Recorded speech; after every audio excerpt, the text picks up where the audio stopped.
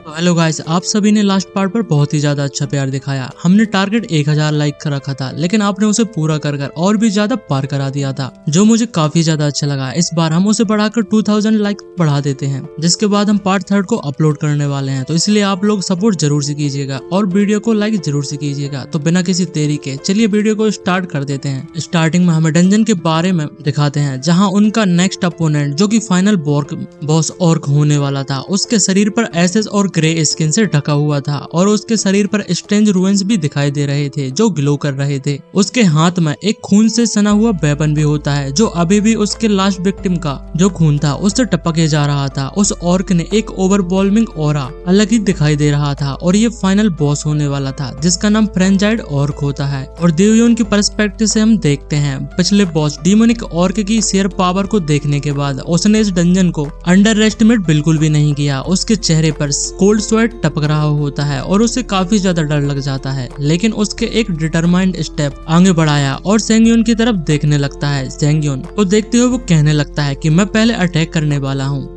लेकिन कैप्टन के reckless charge करने और खुद को खत्म होने से पहले ही सेंगयोन ने अपनी स्वॉर्ड निकाली और हेड हिलाया और कहने लगता है तुम्हें मेरे पास ही रहना होगा। इसके बाद हम दियन को देखते हैं, वो हेजिटेट करने लगता है और कहता है राइट नाउ तुम्हें ये सब चीजें करने की कोई भी जरूरत नहीं, ये मेरी जिम्मेदारी है। लेकिन उसकी बात पूरी होने से पहले ही सेंगयोन ने एक गहरी सांस ली और सोचने लगता है फ्रेंजाइड ऑर्क ये जो स्किल रेजिस्टेंस होता है वो डीमोनिक ऑर्क से काफी ज्यादा कम होता है, जिसका मतलब कि इसे स्टन करना और भी ज्यादा इजियर हो जाता है। जब तक मैं काल्म रहूंगा और प्रॉपर्ली अटैक करूंगा ये कोई प्रॉब्लम नहीं होने वाली, लेकिन तुम्हें मेरे पास क्लोज ही रहना होगा, वो दियोन से कहते जा रहा था। लेकिन एमसी को खुद के ऊपर थोड़ा सरप्राइज महसूस होता है। वो कहने लगता है कब से मैंने इस तरीके से जो चीजें हैं उन्हें कहना चालू कर दिया। वो इतना ज्यादा कॉन्फिडेंट पहले कभी नहीं हुआ करता था। पहले तो मैं बस बहुत ही ज्यादा डरा हुआ था। बड़े होने के बाद मैं बेयरली सर्वाइव कर पा रहा था, मुझे काफी ज्यादा स्ट्रगल झेलना पड़ा था। मैं फिर से उसी तरीके से नहीं जी सकता, मुझे फ्यूचर के लिए चेंज होना होगा, अपने पीक पास्ट को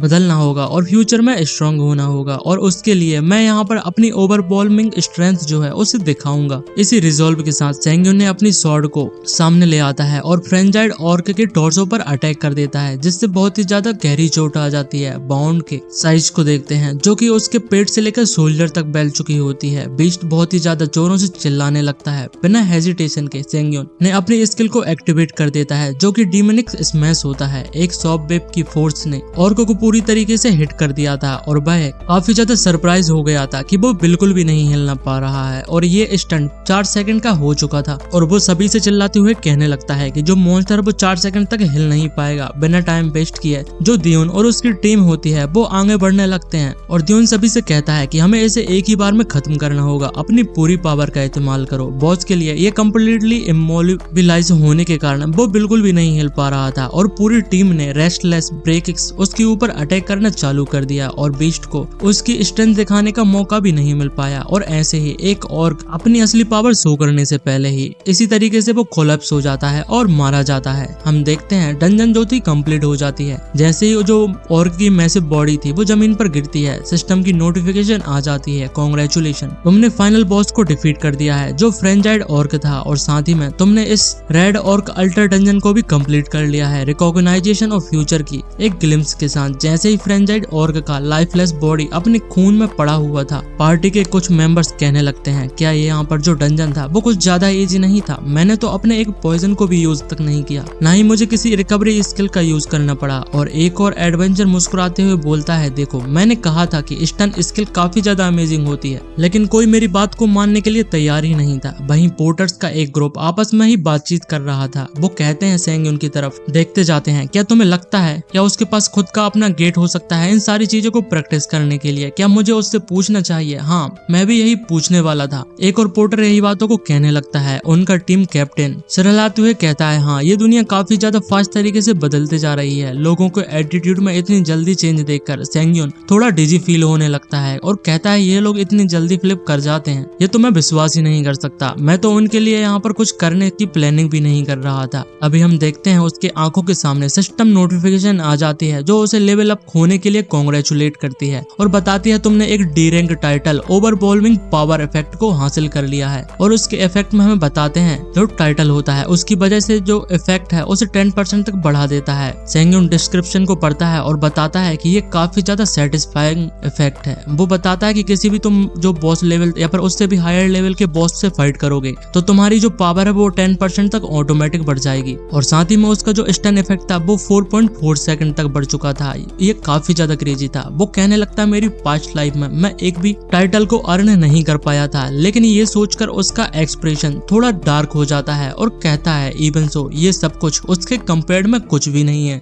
दुआंगसू द डीमन स्वॉर्ड एक टाइटल कलेक्टर है, परफेक्ट ब्लेड, साउथ कोरिया का ग्रेटेस्ट स्वॉर्डमैन, एक लेजेंडरी प्लेयर जिसके पास काउंटलेस टाइटल थे। प्लेयर एरा शुरू होने से सिर्फ 2 साल बाद ही उसने लेवल 500 पार कर चुका था। सेंग्यून ने हमेशा उसकी रिस्पेक्ट की थी, लेकिन अब उसने सोचा मैं भी उसके पीछे नहीं रह सकता। इस टाइम मैं भी अगर अपने आप को पुश करूंगा तो शायद मेरे पास भी एक चांस होगा उससे पीछे छोड़ देने का। उसकी डिटर्मिनेशन को देखकर सेंग्यून ने एक एक्साइटेडमेंट के साथ बहुत ही जोर से सांस लेता है। ये देखकर पोर्टर्स चौंक जाते हैं और देंग भी अपनी आईब्रो उठाते हुए पूछने लगता है आखिरकार क्या करने की कोशिश कर रहे हो। सेंग्यून काफी ज्यादा ऑकवर्ड हो जाता है और खांसने लगता है, कहता है कुछ नहीं, मैं तो बस स्ट्रेचिंग कर रहा था। देंग ने आगे उससे और भी ज्यादा कुछ नहीं पूछा, लेकिन अपने इन्वेंटरी में से एक छोटी सी चीज निकाली और सेंग्यून की तरफ टॉस करते हुए उसे दे देता है। कहता है तुमने आज अच्छा काम किया और ये तुम्हारे लिए। वो एक रिंग होती है जिसे कैच करते हुए सेंग्यून जेन्युइनली काफी ज्यादा सरप्राइज हो जाता है और कहता है वो या तुम्हें किसी ने पजेस कर लिया है। देंग ने एक छोटी सी स्माइल दी और कहने लगता है कि तुम मुझे थोड़ा बहुत तो क्रेडिट दे ही दे सकते हो, तुमने पूरी टीम को यहाँ पर कैरी किया है इस बार, लेकिन स्टिल ये कुछ ज्यादा नहीं था। क्या तुम्हें नहीं लगता कि तुमने कुछ ज्यादा ही अकेले के दम पर कर दिया है और उसके लिए ये रिवॉर्ड तुम्हें तो इसको तुम डिजर्व करते हो। जिसके बाद देंग उससे कहने लगता है वैसे भी ये एक ब्रॉन्ज टियर का आइटम है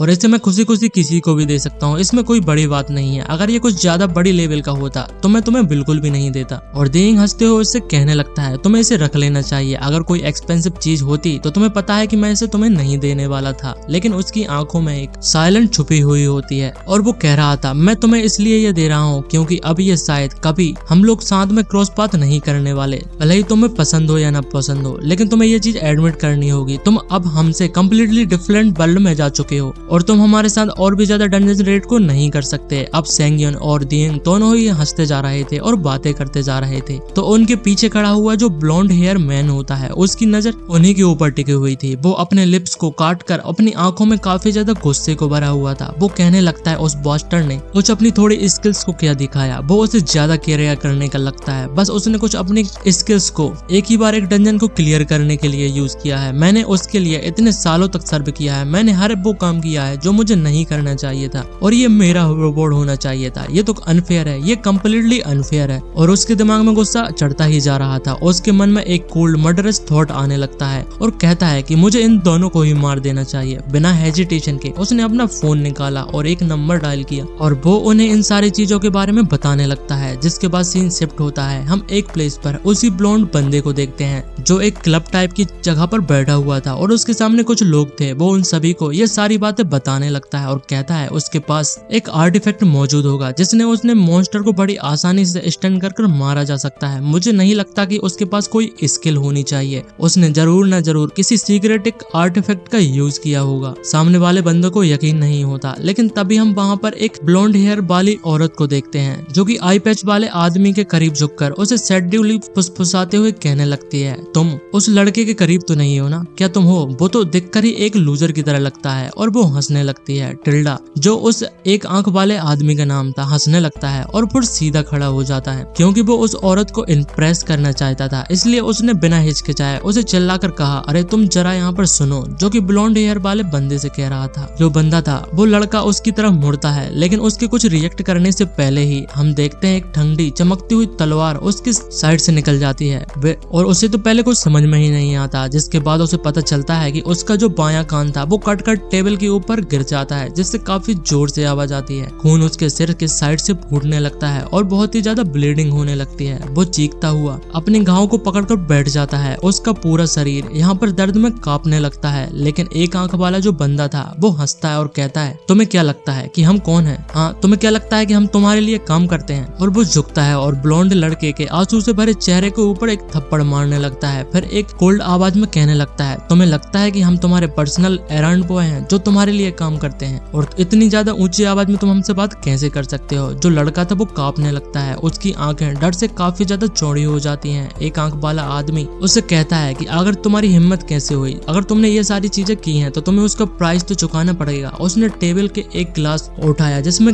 अल्कोहल लगा हुआ था और उसे उठाकर जो ब्लॉन्ड लड़का था उसके जो खून जहाँ पर निकल रहा था उसके ऊपर डालने लगता है। वो बंदा काफी ज्यादा दर्द के कारण चिल्लाने लगता है, जैसे ही लिखकर उसके एक्सपोज फ्लैश को जला रही हो। लेकिन एक आंख वाला बंदा अभी भी हंसते जा रहा था और इस मजेदार नजारे का पूरा मजा ले रहा था। ये उसके लिए काफी ज्यादा एंजॉयफुल वाला नजारा था। फिर कैजुअल तरीके से उसने अपना सिर झुकाया और पूछा, अब बताओ वो मास्टर कहाँ है जिसकी तुम बात कर रहे थे? इसके बाद हमें बताते हैं टाइम बहुत ही ज्यादा जल्दी बीत जाता है और हम सेंगयोन की करंट सिचुएशन पर आ जाते हैं। उसे अभी तक पता नहीं था कि ब्लॉन्ड लड़का और उसके साथी ठग्स ने उसे टारगेट कर लिया है और इसीलिए अभी वो बहुत ही ज्यादा रिलैक्स लग रहा था। बिना किसी चिंता के वो घूमते जा रहा था। सीढ़ियों के पास एक जगह देखकर वो वहां पर बैठ जाता है। सेंगयोन ने एक बहुत ही ज्यादा थकी हुई सांस ली। अभी जो खाना उसने खाया था उसका स्वाद याद करके उसके पेट में दर्द होने लगता है और उस लगता है कि वो किसी भी वक्त उल्टी कर सकता है। इतना सोचते ही उसे याद आने लगता है और कहता है कि उसने सोचा था कि कोल्ड कुकुम्बर सूप इतना ज्यादा खतरनाक हो सकता है। कोल्ड ईस्टर्न कुकुम्बर सूप जो किसी भी खाने को खाने के बाद बर्बाद कर सकता है। मेरा पेट अभी भी मचल रहा है, लेकिन जैसा कहते हैं हर टनल के एंड में एक लाइट होती है। यह सोचकर उसने अपने हाथ के मैसिव स्वॉर्ड को कैजुअली घुमाया और इस एक बिंडमॉल की तरह स्पिन करते हुए उसे बड़ा मजा आ रहा था। वो भले ही इसके वजन इंसेन था, लेकिन अब रिंग ऑफ फ्रेंजी के मिलते ही वो काफी ज्यादा लाइट वेट इफेक्ट की वजह से काफी ज्यादा हल्का हो चुका है। लाइट वेट एक स्पेशल पैसिव आर्टिफैक्ट है जिसका कोई कूलडाउन नहीं है और उसके आर्टिफैक्ट डिवोरिंग स्किल की वजह से उस एबिलिटी का ओरिजिनल माना कंजप्शन पेनाल्टी पूरी तरीके से हट गया है। हालांकि लाइट वेट इफेक्ट को नर्फ कर दिया गया है और अब लाइट वेट पूरी तरीके से नहीं हटता, बल्कि सभी आर्टिफैक्ट का वजन 100 kg तक मतलब कि 100 ग्राम तक पहुंच जाता है, जो कि अभी भी ठीक है। अभी के लिए मैं इस ग्रेड स्वॉर्ड का यूज करूंगा, लेकिन अगर मैंने एक्सीडेंटली इसे ड्रॉप कर दिया तो डिजास्टर हो जाएगा। अगले ही पल सेंगयोन अपने स्टेटस विंडो को चेक करने लगता है और हमें करंट प्लेयर इंफॉर्मेशन दिखाने लगती है। सेंगयोन जो कि लेवल 7 पर है और उसके पास टाइटल होते हैं ओवरवेलमिंग स्ट्रेंथ और 2 साथ में मौजूद होते हैं। कॉन्स्टेलेशन कोई भी नहीं होता। एक्सक्लूसिव स्किल्स आर्टिफैक्ट डिवोरर जिसने अभी तक 3 आर्टिफैक्ट को डिवोर कर लिया है। 324 HP, 32 एनर्जी, एक्सपीरियंस 307, 13 पॉइंट की स्ट्रेंथ और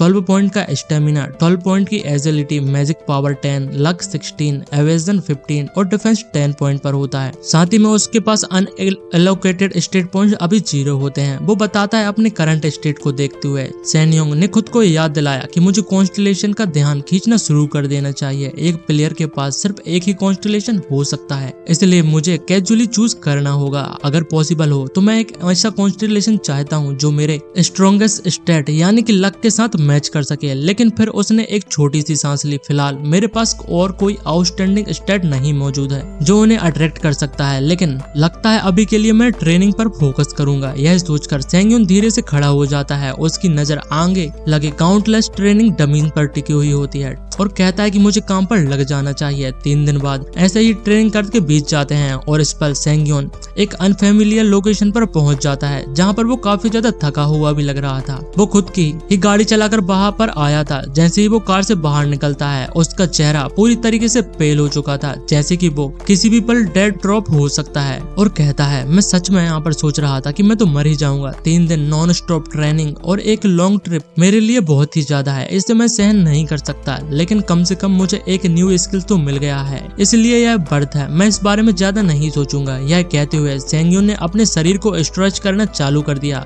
थकान को शेक ऑफ करने की कोशिश करने लगा। उसे जो न्यू स्किल हासिल की थी वो एक स्वॉर्ड मास्टरी स्किल होती है, जो बेसिक पैसिव एबिलिटी जो स्वॉर्डमैन के लिए होती है, जो एक लेवल 1 की स्किल थी जो एडेप्टिबिलिटी को इंक्रीज कर देता है। किसी भी टाइप को स्वॉर्ड को यूज करने के लिए, भले ही वो शॉर्ट या फिर लॉन्ग शॉर्ट क्यों ना हो। अब जहाँ तक इस जगह की बात है, सेंगयून डंजन नंबर 101 पर आ गया था, जो एक सोलो प्लेयर एक्सक्लूसिव डंजन था। उसके सामने ग्लोइंग ब्लू पोर्टल को देखकर उसको ओंठों पर एक चमक सी आ जाती है। वो हंसने लगता है, आज मैं पूरी तरीके से ऑल आउट जा सकता हूँ। अब मुझे इस बात की चिंता नहीं है कि कोई मुझे फ्रीक की तरह यहाँ पर समझेगा, कोई मेरी स्किल्स को देख लेगा। साथ ही इसी तरह सोलो के डंजन को एक्रोस पाने के लिए कैजुअली महीनों तक वेट करना पड़ता है। मैं खुश हूँ कि मैं एक क्रैक के थ्रू स्लिप कर पाया हूँ, लेकिन जैसे ही वो आगे बढ़ने वाला था, उसने सडनली पॉज किया और उसकी नजर पीछे डिस्टेंस में चली जाती है, जहाँ पर एक ब्लैक कलर की कार पार्क दिखाई दे रही थी। वो काफी समय से पीछा कर रही थी और अब सेंगयून को यकीन हो जाता है कि मैं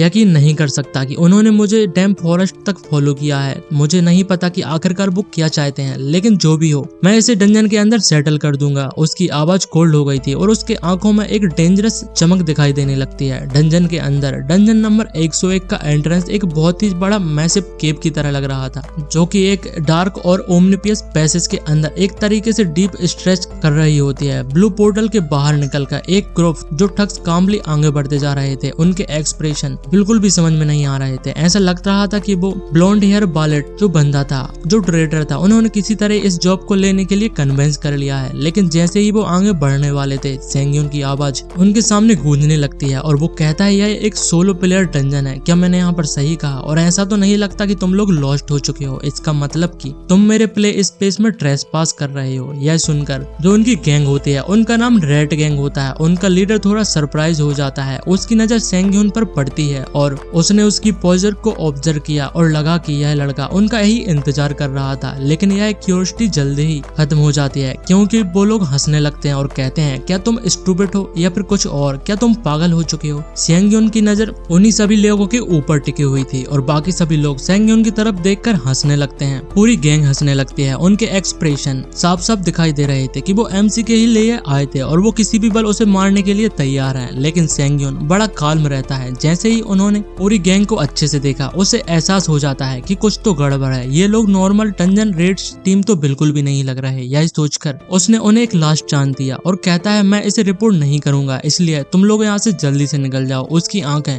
देखकर साफ लग रहा था कि वो पूरे ग्रुप को एक चेतावनी दे रहा है। उसने साइलेंटली पूरे ग्रुप को एनालाइज किया और ग्रुप क्विकली देखकर वो समझ जाता है, इनके पास ना कोई हीलर है, ना कोई मूव। इन्होंने स्टेबिलिटी को छोड़ दिया है, और जो कि हर डंजन पार्टी की सबसे बड़ी जरूरत चीज होती है। ये सिर्फ स्वॉर्डमैन और आर्चरर का ग्रुप है। ये लोग डंजन हंटर्स नहीं है, ये अवेकन हंटर है, एक पैक ऑफ हाइनास जो कि ह्यूमंस और मॉन्स्टर दोनों को ही हंट करते हैं। जैसे कि उसने सस्पेक्ट किया था, यह ग्रुप दूसरे अवेकन प्लेयर्स को हंट करने में स्पेशलाइज्ड था और उनके एटीट्यूड से लग रहा होता है कि वो इसे छिपाने की भी कोशिश नहीं कर रहे हैं और हंसने लगते हैं। ये डम्बेस सच में ये सोचता है कि वो इतना ज्यादा स्पेशल है, लेकिन ऐसा कुछ भी नहीं है। एक ह्यूज ठग जो कि जोर जोर से हंसते हुए उसके पास आता जा रहा था और कहता है कि यही तुम्हारी फेट होने वाली है डम्बेस, तुम्हें समझ में आ जाना चाहिए कि अब तुम कुछ भी नहीं कर सकते। अगर तुम यहाँ पर मारे जाते हो तो तुम्हारी लाश भी किसी को नहीं मिलने वाली। किसी वजह से जो सेंगयून को इस ग्रुप को देखने के बाद और इसके साथ एक बहुत ही ज्यादा स्ट्रेंज सेंस ऑफ फैमिलियरिटी थी, वो महसूस हो रही थी। वो अपनी मेमोरीज को खंगालने की कोशिश करता है और उसे याद आता है कि पास्ट में यही ग्रुप प्लेयर एसोसिएशन के स्ट्रिक्ट सर्विलेंस की वजह से पूरी तरीके से वाइप आउट हो गया था। काफी टाइम बीत चुका है। उसने नहीं सोचा था कि उसका सामना इस तरीके के ग्रुप से हो जाएगा। वो सोचने लगता है कि इस तरीके के जो ग्रुप्स होते हैं, आर्चर हमेशा सबसे बड़ी प्रॉब्लम होते हैं। हाँ, मैंने पहले इनके साथ फाइट की है और मुझे पता है कि आर्चर को कैसे निपटना है। सोंगयोन ने लाइटली रिस्पॉन्स किया। उसकी नजरें आर्चर पर टिकी हुई थी। वो एक कोल्ड और इमोशनलेस आदमी था, जैसे किसी के मरने या न मरने के आइडिया से कोई भी रिएक्शन महसूस नहीं होता। वो कहता है, ठीक है, इसे हम बाप अप करते हैं और यहाँ से जल्दी से चलते हैं। आर्चर ने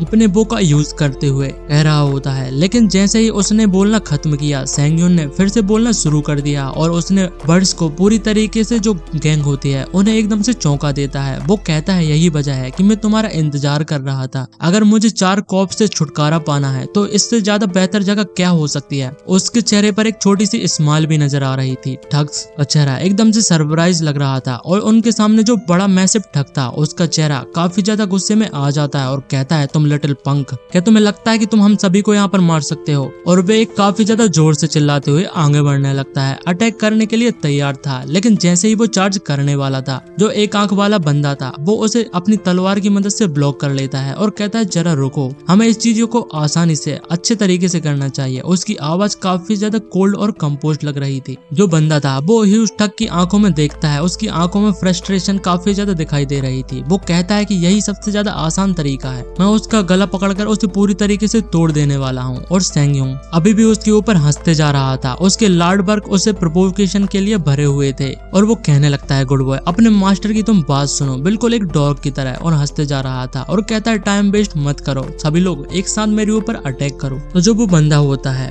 वो अपनी पावर से सभी चीजों को सॉल्यूशन को निकालने वाला इस तरीके की जो मौकरी थी और प्रोवोकेशन होती है उसे बिल्कुल भी बर्दाश्त नहीं कर सकता था। वो कहने लगता है, डैम इट, तुम्हारा माउथ, इसे जल्दी से शांत करा दो। और काफी ज्यादा गुस्से में आ जाता है और अपने पैरों को जोर से पकड़ता है, बिल्कुल एक बुल की तरह, और काफी ज्यादा स्पीड में आगे बढ़ने लगता है। अपनी मैसिव ग्रेट स्वॉर्ड का यूज करते हुए सेंगयोन ने उसके ऊपर अटैक कर देता है और एक ही अटैक में उस बंदे का काम तमाम हो जाता है, जिसे देखकर सभी लोग काफी ज्यादा शॉक्ड हो जाते हैं। किसी को भी यकीन नहीं हो रहा था कि आखिरकार कैसे हो सकता है। हमें आगे बताते हैं डंजन के अंदर के जो रूल्स थे वो सिंपल थे, अगर जिंदा रहना है तो तुम्हें मारना पड़ेगा, और ये मेरे पास्ट लाइफ का कर्मा था और अब ये अभी भी अप्लाई होता है। आखिरकार यहाँ जो कुछ भी होता है वो सेल्फ डिफेंस के लिए ही होता है। पूरी गैंग जो थी अभी भी शौक में खड़ी हुई थी, उनकी आंखें अभी भी विश्वास करने में प्रोसेस नहीं कर पा रही थी। उन्हें अभी भी यकीन नहीं हो रहा था कि वो सामने के सीन को पूरी तरीके से घूरे जा रहे थे। कुछ ही सेकंड पहले बड़ा वाला आदमी एग्रेसिव होकर आगे बढ़ रहा था, लेकिन अब वो क्लीनली दो टुकड़ों में कट चुका है और जमीन पर पड़ा हुआ है। उसने एक भी चीख नहीं निकाली और एक ही स्वॉर्ड स्ट्राइक में, बस एक ही स्वॉर्ड स्ट्राइक में वो पूरी तरीके से मारा जाता है। सेंगयोन कोल्डली अपनी आंखों से बाकी तीनों को घूरने लगता है और कहता है, क्या खड़े हो,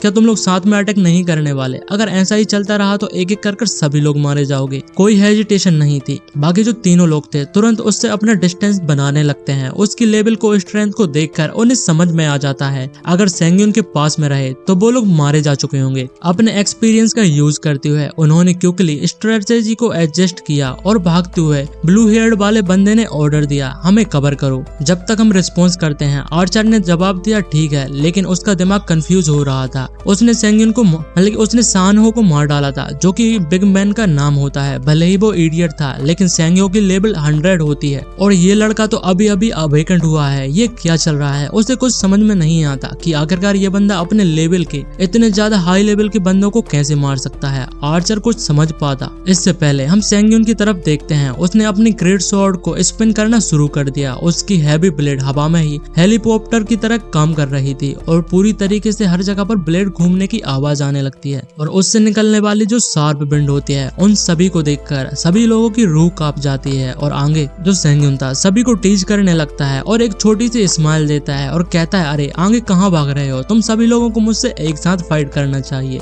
लेकिन आर्चर अभी तक काफी ज्यादा घबरा जा चुका था। वो कहने लगता है और वो एमसी को कर्ज करने लगता है, आखिरकार एमएफ ये किस तरीके का मॉन्स्टर है। लेकिन उसके हाथ ऑटोमेटिकली मूव करने लगते हैं। उसने अपना बो ड्रॉ किया और 2 एरोज एमसी की ब्लाइंडिंग स्पॉट को यूज करते हुए काफी ज्यादा स्पीड में छोड़ देता है। लेकिन सेंगयोन के लिए ये बिल्कुल बच्चों का खेल था। एक एफर्टलेस स्विंग के साथ ही उसने दोनों एरो को काट दिया और आर्चर को रिएक्ट करने का मौका ही नहीं दिया। सेंगयोन ने स्पिन किया और अपनी ग्रेट स्वॉर्ड को सीधे आर्चर की तरफ फेंक दिया। जो ठग था उसके पास स्वॉर्ड जाती है और एक जोरदार आवाज आती है। स्वॉर्ड ने क्योंकि अपना टारगेट हिट कर लिया था, आर्चर के पास चिल्लाने का टाइम भी नहीं था। वो बिल्कुल रिएक्ट नहीं कर पाता था और वो फिर लाइफलेस होकर गिर जाता है। उसका काम तमाम हो चुका था। उसकी टाइम स्क्रीम के बारे में देखकर जो बाकी बचे 2 ठग होते हैं वो बिल्कुल फ्रीज हो जाते हैं। उनके शौक में एक दूसरे की तरफ देखने लगते हैं। उन दोनों के चेहरे पेल पड़ चुके थे और उन्हें अब कुछ समझ में नहीं आ रहा था कि आखिरकार हम अपनी जान कैसे बचाएं और इसे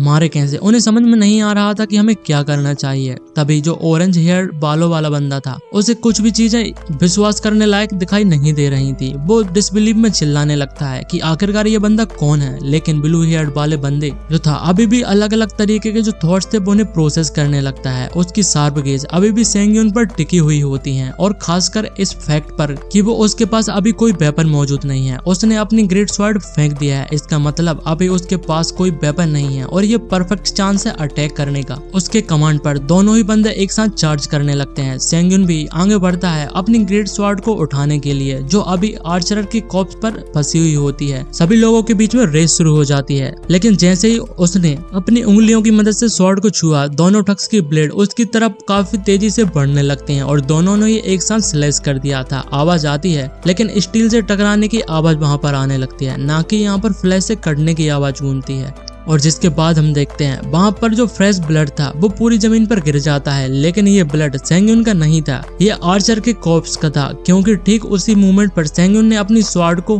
पिवट पॉइंट की तरह यूज करते हुए एक एक्रोबेट फ्लिप के साथ हवा में उछाल लिया था। और हम देखते हैं वो पूरी तरीके से स्वॉर्ड के ऊपर हवा में मौजूद था। तभी जो ऑरेंज हेयर वाला बंदा होता है वो अपने दांत को खिसखिसाते हुए कहने लगता है, क्या तुम पागल हो चुके हो? और वो बंदा पूरी तरीके से शॉक हो चुका था कि आखिरकार सेंग्यून इतने ज्यादा टाइट प्लेस पर भी कैसे डॉज कर सकता है। लेकिन सेंग्यून की कंजर्वेशन को कोई इंटरेस्ट नहीं था और अभी भी वो मिड एयर में था। उसने अपनी ग्रेट स्वॉर्ड को मिड एयर में ही बाहर खींच लिया। उसी मूवमेंट में जो ब्लू हेयर वाले बंदा होता है जिसका नाम जुनती होता है, वो ऑरेंज हेयर वाले बंदे का सिर पीछे से पकड़ लेता है और एमसी की तरफ मोड़ देता है, जिस वजह से वो वाला बंदा कंफ्यूज होकर पूछने लगता है कि आखिरकार तुम यहाँ पर क्या करने की कोशिश कर रहे हो। लेकिन जुनती ने उसे एक ह्यूमन मीट शील्ड की तरह यूज कर दिया था और एमसी की स्वॉर्ड के सामने धकेल दिया था। हम देखते हैं एमसी के अटैक सीधे उस ऑरेंज वाले बंदे के ऊपर लग जाते हैं। उसे चिल्लाने का भी टाइम नहीं मिलता। सेंग्यून की ग्रेट स्वॉर्ड उसे पूरी तरीके से काट देती है। बस उसका काम हो चुका था और उस चीज को देखकर सेंग्यून कहने लगता है और उस बचे हुए बंदे को मॉक करने लगता है, डैम इट, ये काफी ज्यादा तुम्हारा भाईचारे वाला प्यार मुझे दिखाई दे रहा है। जैसे ही सिचुएशन थोड़ी टफ हुई तुमने अपने टीममेट का ही काम यहाँ पर बजा दिया। फिर उसने अपना हम देखते हैं अपनी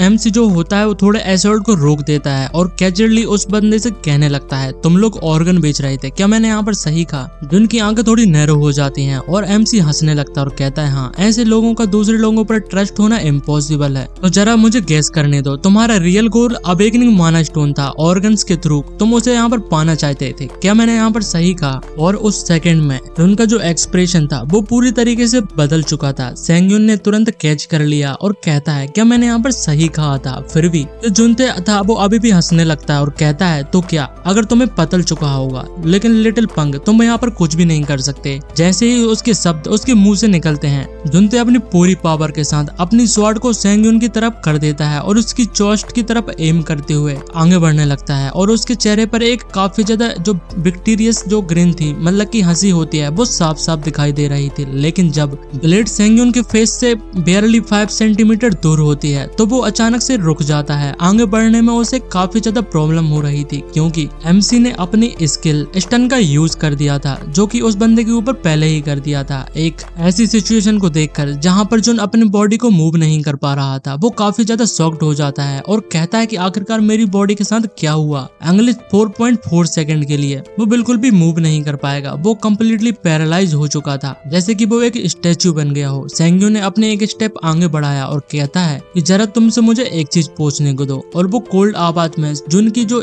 सोल होती है उस टाइम पर पूरी तरीके से कांपने लगती है। वो मूव करने की पूरी कोशिश कर रहा था लेकिन कुछ कर नहीं पा रहा था। बोलने की कोशिश करता है लेकिन कुछ कह नहीं पा रहा था। उसके मुंह से कुछ भी नहीं निकल रहा था। वो वहीं खड़ा रहता है और उसके फेस से काफी ज्यादा स्वेट आने लगता है और कहता है, व्हाट द हेल, मैं पैरालाइज कैसे हो चुका हूँ? लेकिन कैसे? मुझे समझ नहीं आ पा रहा है कि मैं पैरालाइज कैसे हो चुका हूँ पहले के बाउंड से। नहीं, ये इम्पॉसिबल है, ऐसा कोई स्किल इतना ब्रोकन नहीं हो सकता। और उसे याद आ जाता है कि जब उसने उस बंदे को एमसी की तरफ किया था तो उसकी ब्लेड थोड़ी उसके हाथ पे लग चुकी थी और उस अटैक के कारण एमसी ने अपने स्किल का यूज उसके ऊपर कर दिया था। और जुन बोलने लगता है कि हर बार मैं ही तो यहाँ पर मारता हूँ, ये हमेशा से चलता आया है, मैं हमेशा जिंदा लेता हूँ और लोगों को मारता रहता हूँ, लेकिन ये पहली बार है कि मैंने एंड देख लिया है। और जैसे जैसे डेथ उसके पास आते जा रही थी उसके दिमाग में पास्ट की जो सारी चीजें हैं वो उसे याद आने लगती हैं। जब उसने एक फ्रेश न्यू अवेकेंड रुकी को ट्रैक कर दिया था, एक बार पूरी ताकत लगाना, ठीक है, वो उस बंदे से कह रहा था। जुनते ने एक स्माइल दिया और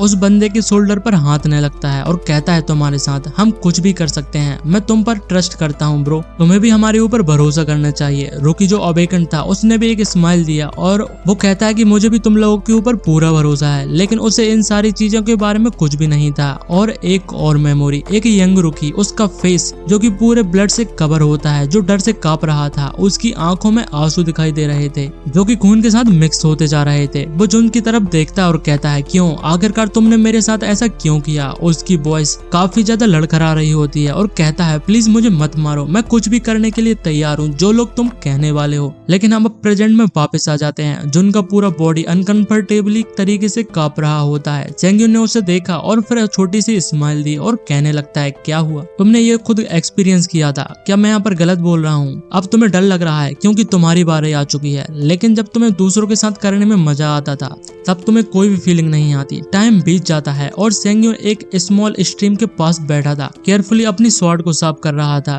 जंग त्यो मर चुका था और हमारे एमसी ने उन्हें अपने कॉमरेड के साथ रियूनाइट कर देता है। और भले ही ये पहली बार नहीं था, भले ही उसने इस तरीके की चीजें काउंटलेस टाइम देखी हो, फिर भी उसके अंदर का जो एक हिस्सा था वो अच्छा फील बिल्कुल भी नहीं करता। इसे इस तरीके से कह सकते हैं। एमसी बताता है हमें इस चीज की आदत नहीं डालनी चाहिए। मैं अभी इतनी देर से रिग्रेशन नहीं किया हूँ, अगर ये चलता ही रहा तो मैं कभी भी इस चीज से कॉन्स्टलेशन के साथ कांटेक्ट नहीं बना पाऊंगा। सेंग्यून ने एक लंबी सांस ली और उसकी आंखें सीधे बाकी सभी की जो वेपन्स थी उनके ऊपर पड़ जाती हैं, जो उनकी लूट मतलब कि मर जाने के बाद जो लूप मिली हुई होती है। कहने लगता है डैम इट, मैंने इस डंजन के अंदर 8 जो आर्टिफैक्ट है उन्हें ऑब्टेन कर लिया है। सेंग्यून अपनी आंखों को चढ़ाते हुए कहने लगता है अगर ये सेल्फ डिफेंस है तो ये सारी मेरी चीजें होनी चाहिए। क्या मैंने यहाँ पर सही कहा? मैं इसे किसी और को नहीं दे सकता। और टाइमली कुकली बीत जाता है। इस मोमेंट में सेंग्यून अपनी जैकेट को पहन रहा होता है और फाइट के दौरान उसने इसे ब्लड से बचाने के लिए उतार दिया था। साथ ही में उसने अपने करंट स्टेटस को चेक किया। अब वो लेवल 10 तक पहुंच गया था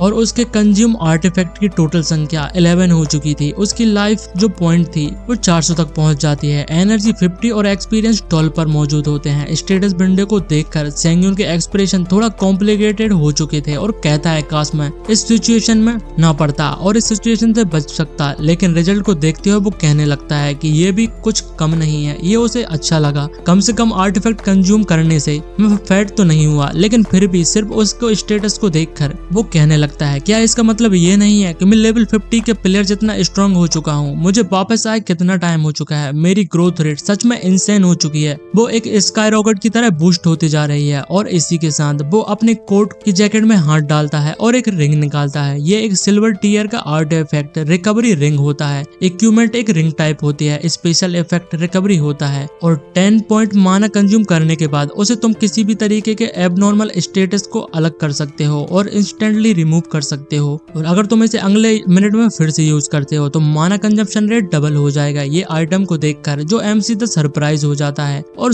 कहने लगता है वो लड़का जो सीधे मेरे ऊपर चार्ज हुआ था, मसलमैन जो सबसे शुरू में अटैक किया था, किसने सोचा था कि उसके पास जो डिबफ को नलीफाई करने का आर्टिफैक्ट होगा। अगर मैंने ब्लाइंडली अपने स्टन स्किल को रिलाय करते हुए उसके ऊपर यूज किया होगा तो मैं पूरी तरीके से यहाँ पर फंस जाने वाला था। अगली बार मुझे केयरफुली रहना होगा। इन सारी चीजों को ध्यान रखते हुए और इस थॉट के साथ वो रिकवरी रिंग के साथ सिंक्रोनाइज करना चालू कर देता है, जिसके बाद सीन शिफ्ट हो जाता है और हम डंजन नंबर 101 के deep inside internal access path में एक माइनिंग साइट को देखते हैं। वहां पर एक गॉब्लिन का ग्रुप काम कर रहा था और कुछ के पीठ पर छोटे छोटे पैकेट लगे होते हैं जिनमें मटेरियल्स कलेक्ट किए जा रहे थे। लेकिन कुछ स्टेप चलने के बाद एक गॉब्लिन सडनली रुक जाता है और पीछे मुड़कर देखता है उसे, क्योंकि कुछ सेंस होने लगा था। वो सेंग्यून को देखता है जो हैवी ब्रीथिंग कर रहा होता है। उसने अपनी स्वॉर्ड बहुत जोर से पकड़ी हुई होती है, लेकिन सबसे स्ट्रेंज बात ये थी कि उसने अपनी आंखों के ऊपर एक ब्लैक कलर की पट्टी से कवर की होती है। सेंग्यून को खुद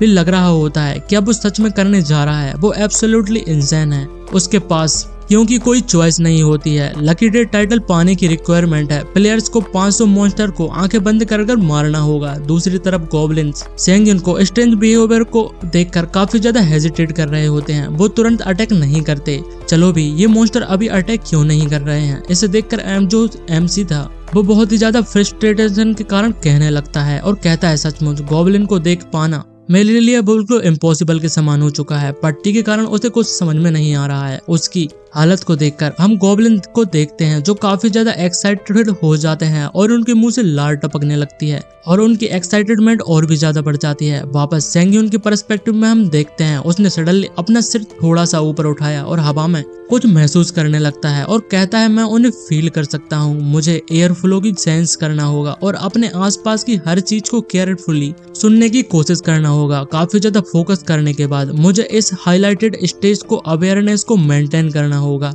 उसके मेंटल वर्ल्ड में ऐसा लग रहा था कि जैसे कि वो एक शांत पानी की सतह पर खड़ा हो। फिर उसके पीछे काउंटलेस साउंड एक रिपल तेजी से चारों ओर फैलने लगती है। ये साउंड और रिपल्स और स्पष्ट और इंटेंस होते जा रहे थे। सेंग्यून को हर दिशा में घेरते हुए गॉब्लिन दिखाई दे रहे थे। अनप्रेडिक्टेबली अपीयरेंस और डिफरेंस हो रहे थे। वो कहता है, मैं ये सारी चीजें कर सकता हूँ। मुझे खुद को याद दिलाना होगा कि मैं यहाँ पर काफी ज्यादा पावरफुल बंदा हुआ करता था। और इसी मोमेंट में एक गॉब्लिन काफी ज्यादा जोर से चिल्लाता है और अपने एक्स को काफी ज्यादा जोर से पकड़कर सीधे एमसी की ओवर अटैक करने के लिए उसे स्विंग कर देता है। लेकिन उसे क्या पता था, सेंग्यून की हाईलाइटेड पर्सपेक्टिव में उसकी मूवमेंट को पहले ही डिटेक्ट कर लिया था। बिना एक सेकंड गवाए एमसी अपनी स्वॉर्ड को काफी ज्यादा एक स्मूथिंग आर्क के साथ घुमाता है, जिस वजह से हम देखते हैं उसकी स्पीड काफी ज्यादा बढ़ जाती है और हवा में ही एक ही इंस्टेंट में चारों ओर जो गोब्लिन थे उसके टुकड़े टुकड़े हो जाते हैं। साथ ही पूरी तरीके से ब्लड की बारिश होने लगती है। पूरा एरिया फ्लैश और ब्लड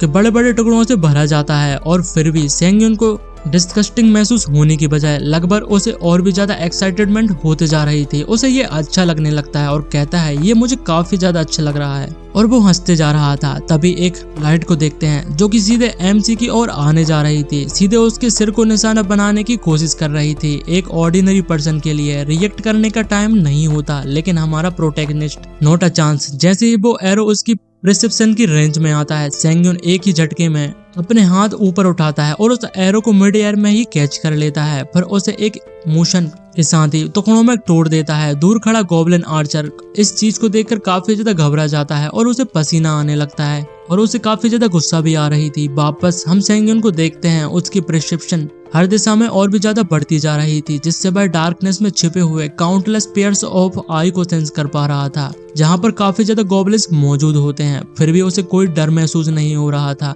कुछ ही पल पहले मैं एक ट्रबल सिचुएशन में था, लेकिन उसी की वजह से मैंने अपने पास्ट को रिलाइव किया और शायद इसलिए मेरे सेंस काफी ज्यादा शार्प हो चुके हैं। चलो आ जाओ तुम बास्टर्ड, मैं तुम्हें यहाँ पर एक ही बार में खत्म कर देने वाला हूँ। सभी लोग मेरे ऊपर एक साथ अटैक करो। और ये ग्रीन स्किन क्रिएचर जैसे होल्ड बैक कर सकते हैं। उनकी ओवरवेलमिंग नंबर के साथ गॉब्लिन सभी एक यूनिजन के साथ एमसी के ऊपर चार्ज करने लगते हैं, लेकिन उनका इंतजार कर रहा एमसी सिर्फ यही चाहता है कि वो लोग एक बार में मर जाते हैं। लेकिन उन गॉब्लिन को कुछ समझ में नहीं आ रहा था। सेंग्यून की स्वॉर्ड लाइटनिंग स्पीड के साथ हवा में घूमने लगती है। गॉब्लिन को उनके क्लोज आने से पहले ही काट दे रही थी और उसके अटैक इतने ज्यादा रेस्टलेस और पियर्स होते हैं कि गॉब्लिन चार्ज करते हुए भी पीसेस में बिखरते जा रहे थे। यह तक नहीं जा पा रहे थे कि उनकी मौत कब होती जा रही है और वो कैसे मरते जा रहे हैं। बजाय स्लो डाउन करने के हमारा एमसी को और भी ज्यादा मजा आने लगता है और वो एग्रेसिवली और भी ज्यादा आगे बढ़ने लगता है, अपने रास्ते में आने वाली हर चीज को बिना रुकावट के